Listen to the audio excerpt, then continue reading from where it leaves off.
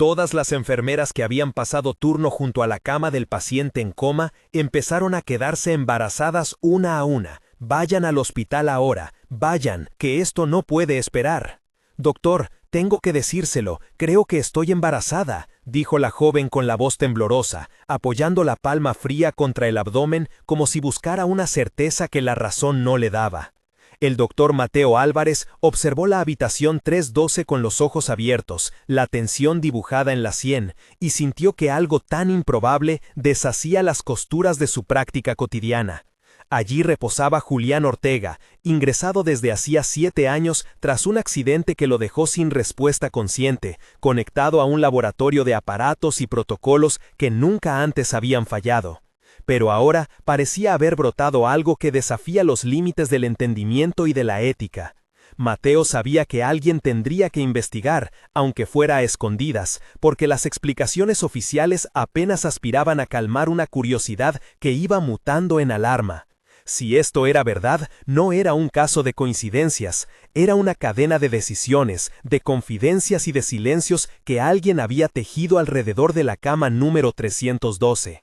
Y él pensó que registraría cada paso hasta encontrar una verdad que, de salir a la luz, cambiaría vidas y fuentes de lealtad en el hospital. Todo ocurrió en un turno nocturno que olía a desinfectante y café aguado. Mateo escuchó el paso rápido en el pasillo, el clic metálico de una puerta y luego la voz de Lucía, la jefa de enfermería, aprobando una medicación. Las luces fluorescentes reflejaban un zumbido constante que parecía mantener un latido artificial a la sala. Mateo se acercó al monitor de Julián, miró los números regulares y el sutil soplo de la respiración mecánica y luego al informe en el que una firma nueva había aparecido esa misma semana. «¿Quién firmó esto?», preguntó en voz baja. Lucía le respondió con una sonrisa forzada, ajustando la manta con manos expertas. «Creo que fue Carmen, necesitábamos actualizar el plan de cuidados», replicó ella. La contradicción entre la calma aparente y los rumores que empezaban a correr por los pasillos fue la primera grieta. Entre la máquina que marcaba el pulso y el rumor de las nacientes confidencias, algo empezaba a tambalearse. La investigación inicial comenzó con un examen sencillo que debería haber cerrado la puerta a sospechas absurdas. Cuando el test de embarazo de una de las enfermeras resultó positivo, el laboratorio confirmó la presencia de una gestación en curso. Se ordenaron análisis, ecografías y pruebas de paternidad que llevaron a un segundo descubrimiento. La reacción fue un choque que atravesó el hospital como corriente. Diálogo tras diálogo, los profesionales dijeron lo que podían en voz baja. «Esto no cuadra», murmuró el perito forense Elena Vega revisando las actas. «Necesitamos cadena de custodia», exigió el inspector Ruiz. «Si los resultados son ciertos, hay una cadena de responsabilidades clínicas y criminales que se activa», añadió Marta López, abogada consultada por la dirección. Las conversaciones sumaron voces y sospechas, sembrando una duda que nadie se atrevía a nombrar en público. Mateo decidió que la única manera de entender era seguir los pasos que nadie quería mostrar. La historia de Mateo no nació en la morgue ni en una sala de crisis. Él fue residente en un hospital provincial donde aprendió a leer más allá de los signos vitales, a entrevistar con paciencia a familias que no tenían discurso, a encontrar testigos en el personal que cambiaba de turno como si fuera un ritual sagrado. Su infancia había transcurrido cerca de una planta de tratamiento de agua, donde su madre trabajaba de noche limpiando tubos y él veía cómo el mundo se salvaba en pedazos invisibles. Desde joven tuvo una inclinación por la medicina interna, por entender el cuerpo como mapa de historias. Se formó con noches de guardia y mapas de electrocardiograma pegados en la pared de su cuarto. Su matrimonio se disolvió lentamente por falta de tiempo y por el peso de decisiones que le exigieron tempranamente priorizar pacientes sobre la vida privada. Todo esto lo había convertido en un observador implacable y en alguien que creía en los protocolos por encima de la lealtad ciega. Cuando la noticia llegó, Mateo recordó una conversación con su madre sobre lo que significa cuidar a alguien que no puede responder. Sabía que el hospital era un lugar de reglas y de límites borrados por el cansancio, pero también creyó en la ley. Esa convicción lo llevó a decidir actuar, aunque eso significara enfrentarse a colegas y a la dirección. Lucía, la otra protagonista principal, había empezado como auxiliar de enfermería y acumulado años de experiencia hasta convertirse en jefa de planta. Había nacido en un barrio obrero, la mayor de 4 hermanos, y aprendió a negociar la escasez desde niña. Una beca para estudiar enfermería le abrió puertas que cerraron por su propio esfuerzo. Su estilo era de manos firmes y palabras medidas. Conocía la rutina del hospital como los pliegues de su propia ropa, la manera de doblar las sábanas, el gesto de preparar un suero, la forma de calmar a un familiar con el brillo de la voz. Tenía una historia de lealtades profundas, incluidas amistades con varias de las enfermeras que ahora estaban implicadas, pero también guardaba secretos. Una vez había ocultado un error menor para proteger a una compañera, y había sentido el peso de esa decisión durante años. Eso la hacía ambivalente, capaz de proteger pero también de temer la exposición de verdades que podrían romper una red de confianza construida durante décadas. Esa ambivalencia la puso en el centro del conflicto, porque nadie conocía mejor que ella la línea entre el cuidado y la complacencia. Sus recuerdos de infancia la hacían sensible al precio de la pobreza, y eso influyó en las decisiones que había tomado en las noches largas. Su backstory revelaba una mujer con recursos para amar y para callar, y ahora, frente al rumor, Lucía debía elegir entre la protección del grupo o la exigencia de la ley. Los personajes secundarios fueron nombrándose y actuando con precisión. Carmen, enfermera de larga trayectoria, fue la primera en confesar que había notado movimientos sospechosos en los registros de turnos. Raquel, enfermera de obstetricia, aportó su conocimiento clínico y pidió ecografías con urgencia. David, enfermero de terapia intermedia, siguió a una colega que salía a altas horas a fumar y anotó horas de entrada y salida. Elena Vega, perito forense, pidió muestras y propuso una metodología clara. El inspector Ruiz inició la compilación de testimonios y custodió documentos. Carlos Méndez, administrador del hospital, trató de contener la difusión para proteger la reputación institucional. Jorge, técnico de laboratorio, fue quien detectó una anomalía en los tubos de muestra. Marta López, abogada, describió las posibles implicaciones legales y señaló la necesidad de preservar pruebas. Cada uno realizó acciones concretas que empujaron la investigación hacia adelante, ya fuera ocultando o liberando información, y cada gesto tuvo consecuencias. La reacción inmediata del hospital osciló entre incredulidad y negación.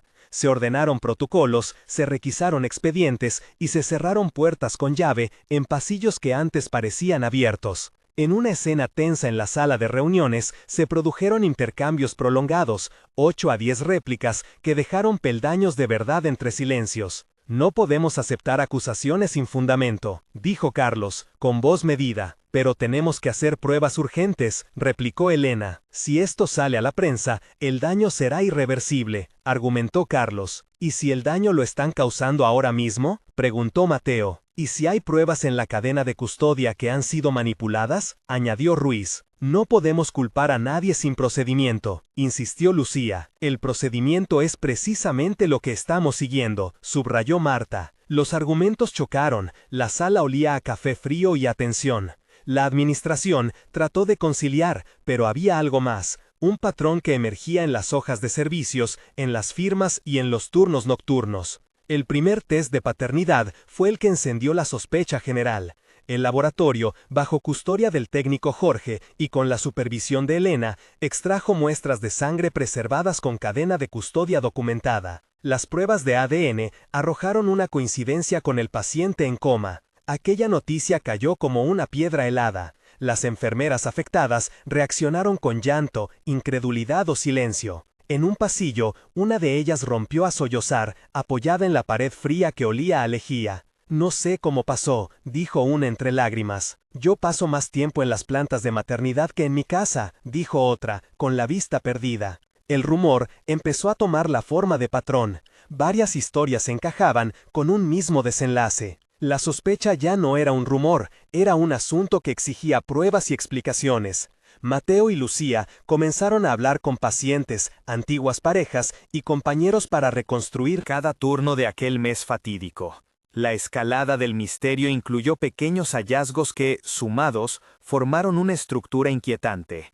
Se detectó que en varios días coincidentes se había cambiado el orden de los reveses de las enfermeras, que en algunos registros faltaban firmas y que en la sala de cuidados intensivos alguien había manipulado un carné de visitas. Hubo conversaciones clandestinas, notas borradas del libro de guardias y una fotografía encontrada en un cajón que mostraba a Julián rodeado por personal en un momento de lo que parecían ser cuidados íntimos. Cada descubrimiento abrió otras preguntas. ¿Había consentimiento informado para algún procedimiento con material genético? ¿Se había utilizado una muestra biológica del paciente fuera de lo previsto? El hospital empezó a sentirse como una máquina con piezas sueltas y una presión creciente hacia una explicación plausible. La investigación oculta de Mateo y Lucía tomó formas concretas. Decidieron, por separado, vigilar turnos, revisar cámaras y conversar con las enfermeras sin alertar al comité. Mateo, en la noche, grabó en su libreta cada entrada y salida con anotaciones de olor y ruidos, las conversaciones que alcanzaba a oír en la cafetería, la manera en que alguien dejaba las llaves en el escritorio. Lucía, en la noche, revisó armarios, comprobó etiquetas en frascos y confrontó a colegas que habían estado cerca de la cama 312. Su diálogo se volvió un intercambio constante de hallazgos. «Encontré un frasco etiquetado con otra fecha», dijo Lucía. «Yo vi a alguien entrar con una bolsa que no era de medicamentos», respondió Mateo. «¿Quién tendría acceso a la sala de material estéril fuera de horario?», insistió ella. «Las cámaras no graban dentro de la habitación por privacidad», replicó él. «Entonces, ¿cómo explicar que hubo materia biológica fuera del protocolo?», añadió ella. Juntos documentaron horas, movimientos y pequeñas omisiones. Y una escena de persecución llevó a la primera revelación parcial. Una noche, Mateo siguió a una figura que salía con un abrigo voluminoso y una bolsa negra. La siguió a pasos prudentes por la calle trasera hasta una vivienda modesta donde la figura se detuvo y dejó la bolsa en la escalera. Mateo llamó al inspector Ruiz, quien llegó con prudencia y registró la bolsa. Dentro había material de enfermería, 2 jeringas sin etiqueta y una funda pequeña con tubos de muestra que habían sido retirados del refrigerador del hospital. La réplica entre Mateo y Ruiz fue tensa. «Esto es manipulación», dijo Ruiz. «¿Quién tenía permiso para retirar material de laboratorio?», preguntó Mateo. «Eso lo tendrá que determinar la fiscalía», contestó Ruiz. El descubrimiento cambió la investigación de hipótesis a línea de acción. Había una evidencia física, una cadena de custodia rota y una dirección. Nadie esperaba encontrar objetos en la escalera de un edificio cercano. 3 momentos de tensión se desarrollaron con detalles largos que retuvieron la respiración del lector. El primero ocurrió cuando una enfermera que estaba por declarar fue encontrada desvanecida en su coche, con su historial clínico abierto en el asiento. La escena incluía el olor áspero del papel, mojado por su llanto, la superficie pegajosa del volante bajo sus manos temblorosas, y el ruido distante de sirenas que aún no habían llegado. Mateo tuvo que intervenir. «No puedo», murmuró ella entre sollozos. «Tengo miedo de que me culpen». El segundo se produjo durante una reunión con la dirección, donde la tensión se cortó en silencio cuando se presentaron los resultados genéticos. Lucía se puso de pie y confrontó a Carlos Méndez con voz que no temblaba. «¿Por qué se ocultó el registro de entrada del 12 de abril?», preguntó. El aire olía a café frío y a papel. La respuesta evasiva del administrador fue un sonido gutural que rompió la sala en 2. «Protegíamos al hospital». El tercero fue la irrupción en una vivienda donde se encontró documentación que vinculaba a una red de transporte de muestras fuera del hospital, con firmas falsificadas y órdenes médicas inventadas. La policía confiscó archivos, el olor a tinta fresca se mezcló con la sensación áspera de la traición. Esos 3 episodios duraron cada uno, minutos que parecieron horas, y cuando terminaron dejaron un polvo de incertidumbre en el aire. La confrontación final fue larga y cargada de confesiones que incluían flashbacks. Mateo y Lucía, junto a la inspectora Elena Vega y al inspector Ruiz, confrontaron a una pequeña estructura que operaba fuera de los protocolos. La acusada principal fue Carmen, quien explicó entre lágrimas que se había sumado a un plan urdido por una red informal que intercambiaba gametos con la esperanza de asegurar un futuro para mujeres sin recursos. Su voz se quiebra en varias réplicas. «No sabía cómo más ayudar», dijo. Pensábamos que si Julián ya no podía responder, su material no pertenecía a nadie, añadió. El plan, según confesión, consistía en extraer material biológico con manipulación de registros, falsear entradas y acudir a una clínica privada que colaboraba en secreto. En el flashback, explicado por Carmen durante su confesión, se ve la rutina precisa. Una jeringa extrayendo muestra durante un cambio de turno, una puerta abierta con luz tenue, una enfermera sosteniendo el frasco contra la lámpara para asegurar la etiqueta.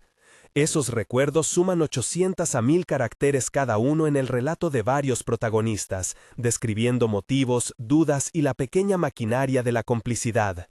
Uno de los flashbacks mostró a Lucía intercambiando una mirada con Carmen la noche en que se retiró una muestra, un intercambio de comprensión que luego la perseguiría. La confesión no fue monolítica. Algunos admitieron ignorancia, otros afirmaron estar presionados por deudas, y algunos describieron un sentido distorsionado de caridad que justificó el acto. Mientras la verdad se iba armando, la dimensión técnica tuvo que explicarse con precisión. Los peritos detallaron el proceso de paternidad. Se describió la extracción de ADN a partir de muestras de sangre y tejido, la amplificación por PCR de marcadores STR y la comparación estadística de perfiles. Se explicó la cadena de custodia, identificación de la muestra, sellado en contenedor, registro en libro de entradas. Almacenamiento a 4 grados en nevera controlada, traslado en nevera con registro de temperatura y análisis en laboratorio acreditado. Cualquier ruptura en ese proceso podía invalidar resultados y abrir huecos jurídicos. Los términos técnicos se explicaron en lenguaje accesible para que la audiencia entendiera cómo una manipulación mínima podía tener consecuencias enormes. Esa sección técnica ocupó un bloque de 300 caracteres aproximadamente, dentro de la investigación, suficiente para dar credibilidad sin abrumar. El clímax moral puso a Mateo frente a una disyuntiva: denunciar con pruebas sólidas que significarían cargos contra compañeras, o cerrar el expediente para proteger destinos y madres por nacer. En la sala de interrogatorios, la tensión fue estranguladora. Mateo preguntó con voz firme: ¿lo hicieron por compasión o por conveniencia? Carmen respondió con la garganta apretada: no quiero que nos persigan, no quiero que nos juzguen por intentar dar vida, dijo. Pero dimos pasos fuera de la ley, replicó Mateo. La decisión de llamar a la policía fue discutida, con diálogos extensos entre los involucrados. Finalmente, se optó por una solución que combinó responsabilidades penales y medidas restaurativas. Se denunció el hecho, se preservaron las pruebas y se abrió un proceso judicial que consideraría atenuantes. La Fiscalía inició causas por apropiación de material biológico y por falsificación documental. Los juicios y acuerdos se desarrollaron en meses siguientes. La resolución implicó consecuencias legales y humanas. Algunos de los implicados aceptaron acuerdos que incluyeron servicio comunitario y programas de reinserción profesional. El hospital fue multado y obligado a revisar sus protocolos y sistemas de vigilancia. Había perdedores y víctimas en ambos bandos. Las embarazadas continuaron sus gestaciones con atención obstétrica intensificada, y el hospital implementó cambios en la política de acceso a material biológico y en la supervisión de turnos. Hubo disculpas públicas y privadas. La reflexión ética quedó abierta. Mateo sintió alivio al ver que el sistema actuó, pero también tristeza por el costo humano. Epílogo a un mes. Un mes después, la planta de maternidad del hospital olía a crema y pañales. Las 4 enfermeras que habían quedado en embarazo seguían en control con Raquel supervisando cada ecografía. Una de ellas rompió a llorar en la cafetería cuando vio por primera vez en pantalla el pequeño latido que prometía vida. Mateo visitó a Julián con cierta frecuencia, colocó la mano sobre la manta y pensó en la ironía del destino. En la administración, Carlos recibió un informe con medidas correctoras y una nota que le pedía transparencia. La comunidad se debatía entre el rechazo y la compasión. El rumor no había desaparecido, pero la narrativa había cambiado. Ya no era solo escándalo, era una pregunta sobre quién tiene derecho a decidir sobre cuerpos que no pueden responder. Los programas de formación sobre ética fueron anunciados en el hospital, y hubo reuniones donde se discutió la reparación y el apoyo psicológico a los implicados. Epílogo a 3 meses. A los 3 meses, la causa estaba en trámite. La Fiscalía había presentado cargos por manipulación de muestras, falsificación y, en caso de algunos implicados, por apropiación de material genético. Marta López negociaba acuerdos que incluían decretos de servicio comunitario en centros de salud, cursos de formación y supervisión médica. Mateo participó como testigo experto en la investigación administrativa. La tensión sigue latente, pero también emergían historias de solidaridad. Una colecta improvisada organizada por vecinos y compañeros ayudó a sostener a las embarazadas que no tenían recursos. El hospital había instalado un sistema de registro digital con doble autenticación para el acceso a refrigeradores de muestras y mejoras en el archivo de turnos. El debate público llevó a mesas redondas sobre ética médica, y la prensa interrogó a las autoridades sobre cómo prevenir que algo así vuelva a ocurrir. Epílogo a 6 meses. 6 meses después, la estructura institucional mostró cambios visibles. El hospital inauguró un protocolo de custodia reforzada, cámaras en áreas públicas, formación obligatoria en ética y un comité externo que supervisaba prácticas de reproducción asistida. De las embarazadas, 2 habían dado a luz a tiempo, y los bebés recibían seguimiento neonatal. Hubo celebraciones discretas, visitas de compañeros que velaron por su bienestar, y madres que recibieron apoyo psicológico. En el plano legal, algunos acuerdos evitaron la cárcel para empleados con cooperación y reparaciones, mientras que a otros se les impusieron sanciones administrativas severas y se inició proceso penal en casos concretos. Mateo se trasladó a otra unidad por un tiempo, buscando distanciarse del ruido, pero su nombre quedó ligado a la investigación.